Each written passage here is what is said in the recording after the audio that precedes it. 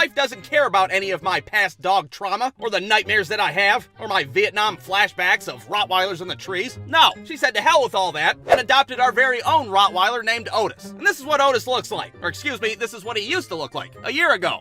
But now, he's big as hell. I mean, look at him, he's the size of a goddamn 7th grader. Jesus Christ. Now I have to say there's a few drawbacks in having a dog that size. For one, Otis doesn't even realize how big he is. His 110-pound ass thinks that he can just jump up in your lap still. Get your ass down! You're murdering my wife! Stop it! And for two, it's hard to get your Amazon packages delivered because every delivery driver is intimidated by his big ass. Holy hell, look at the triceps on that dog. Here you go.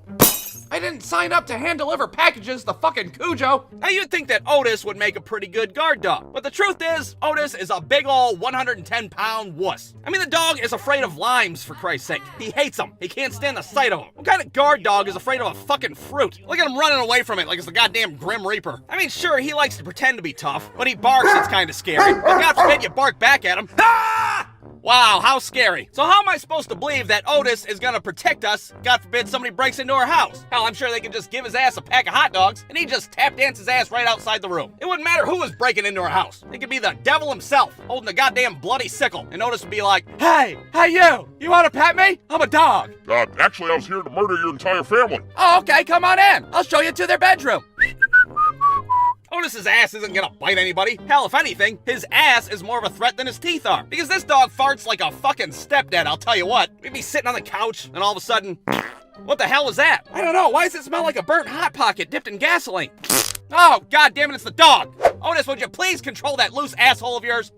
Hell, he'd be a better guard dog if he used his ass as a weapon instead. I'll do it. I'll make the smelly stuff come out. I'll do it, I swear to God. Now, all of this would come to a head late one night when me and my wife were watching TV. And we were watching some show about people doing a mock break-in just to see if their dog would react and save them. Special report. Would your mean-ass Dalmatian jump in and save you when the shit hits the fan? Find out after these messages. I bet Otis would protect me because he's mama's baby. That's right, I'm mean. I'm a mean big bad boy. So naturally, we get the brilliant idea to try this little experiment ourselves. You know, see if Otis really has our back or not. So I'm outside in the dark with a ski mask on, ready to break into my own house like an idiot. I have to say I'm a little nervous. I mean, there is still a chance that Otis was gonna snap and I get mauled by a Rottweiler for the second time in my life. Then what am I gonna do? Hell, I don't even have a fucking lime wedge to protect myself. So I burst into my living room and do my best murderer impersonation. I'm a murderer! I'm gonna murder my wife! This woman on the couch. And it takes Otis all but 2.5 seconds to be like, oh, to hell with this! I'm getting the hell out of here! And he bolts out of the fucking living room like the house is on fire, leaving my wife to certain death. Now, we took a video of what happened that night, but it happened so quick, I'm gonna have to play it in slow motion. So here we have Otis, the big, bad, mean Rottweiler, and here I am playing the robber/murderer. Boom! Just like that. Otis leaps forward and he's looking mean as hell. Maybe there's hope for him yet. But then all of a sudden, boing! Nope, not today. Bye. See you later. Have fun getting murdered. I'm getting the fuck out of here. And if that's not enough, the entire time Otis is running for his life, he's shitting on the carpet. When everything's all said and done, there's an entire shit trail throughout the whole house. Oh my God, we literally scared the shit out of our dog. So now we feel like assholes because we didn't mean to traumatize the poor dog. I mean, hell, I thought I was gonna be the nervous one in this whole situation. Had I known it was gonna be this shit show fiasco, we would have never tried this thing in the first place. So clearly the conclusion to this little experiment is that Otis is not a guard dog. And even though he abandoned my wife and left her for dead, we got him an ice cream cone to say that we're sorry. The end. Bruce, dude. Alright, so when I was a kid, Pokemon cards were a huge deal. Your status as a human being depended on what Pokemon cards you had. Look at this idiot's best card is a Weeping Bell. Everybody throw rocks at him.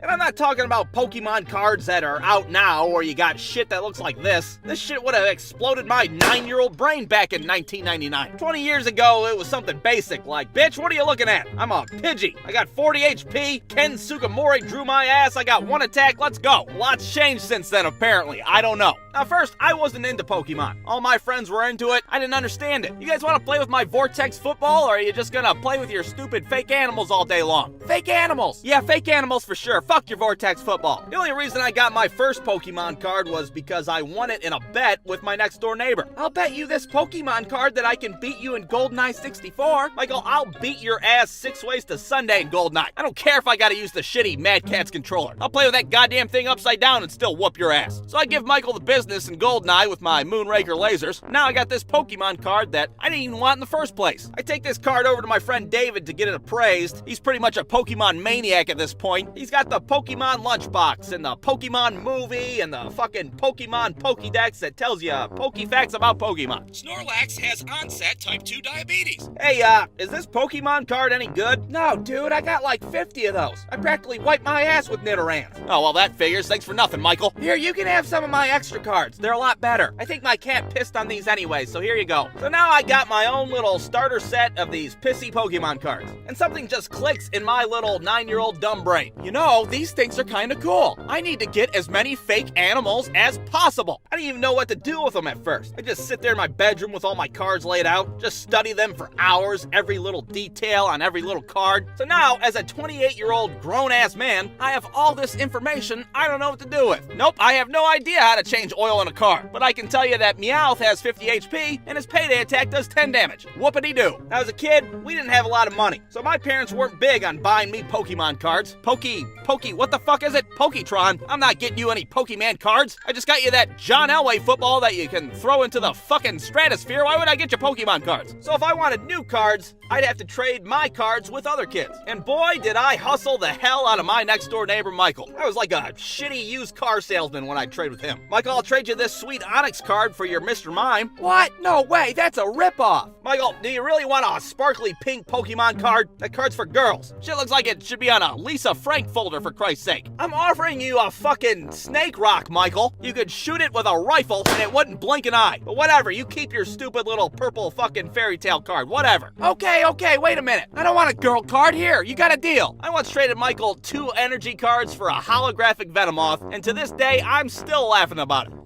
What a stupid bastard. But no matter how many Pokemon cards I ripped off of Michael, I still didn't have that sweet holographic Charizard. And that was the card to have. If you got a holographic Charizard, you practically made it in life. You're living at the top. Did you hear about Billy? No, what happened? He got a holographic Charizard and quit school the next day. He quit school? Well, yeah, what the fuck's he need school for? He's got a holographic Charizard, for Christ's sake. Now, none of our 9-year-old asses had a Charizard, but my friend Steven claimed that his dad had one. My dad's got a Charizard. Actually, he's got 2 of them. 2 Charizards? Yeah, the hell right. What are you talking about? What, is your dad famous? Does he know Bill Clinton? How the hell could anybody have 2 Charizards? Now, I know it's a little weird, an adult playing with Pokemon cards, but it was actually kind of cool. He'd be whooping our ass on a daily basis, talking shit the whole time. Boy, you play Pokemon cards like you write in cursive. Like shit. Blastoise uses Hydro Pump. Get this shit out of here. God damn, your ass better find a foster home to live in if you keep playing Pokemon cards like this. He'd be drinking beers with his buddies in the garage. Yeah, beat my son's ass in Pokemon yesterday. Straight up used Rain Dance to power up my Blastoise Hydro Pump. His stupid ass Weedle didn't stand a chance. Bob, what the fuck are you talking about? But Steven's dad really did have 2 Charizards, and he was willing to part ways with one of them. I'll trade you one of these Charizards for that Clefairy of yours. Now, this Clefairy card was my first holographic Pokemon card. It's been with me since almost day 1. We've been through so much together. I'm your ride or die. You wouldn't trade my cute ass, would ya? Oh, you silly bitch, Clefairy. You bet your ass I'm gonna trade you. Are you serious? It's a goddamn Charizard. Don't let the door hit ya. Oh, no! Now I gotta live with this weird old guy. God damn it. Hey, wait a minute. Why does this Clefairy smell like cat piss? I go to school the next day, show off my Charizard to everybody. There's kids getting their picture taken with me and shit. The teacher's giving me my high school diploma. Motherfucker's got a holographic Charizard, everybody. To this day, I still have that Charizard. I'm never gonna sell it, never gonna trade it. I keep it in my wallet because you never know when you're gonna have to talk your way out of a speeding ticket. Sir, you were doing 25 over in a school zone? Holy hell, is that a holographic Charizard? Oh, well, do whatever the fuck you want. I had no idea who I was dealing with. Brosco.com.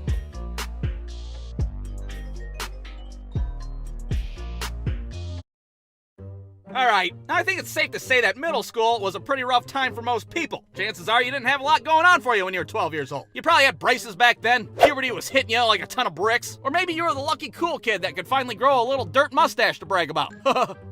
I look like Burt Reynolds. Or perhaps you were the weird goth kid in class. I'm not cleaning my room, Mom and Dad, because I'm a sad, brooding little bastard, and my heart is an ocean of sadness.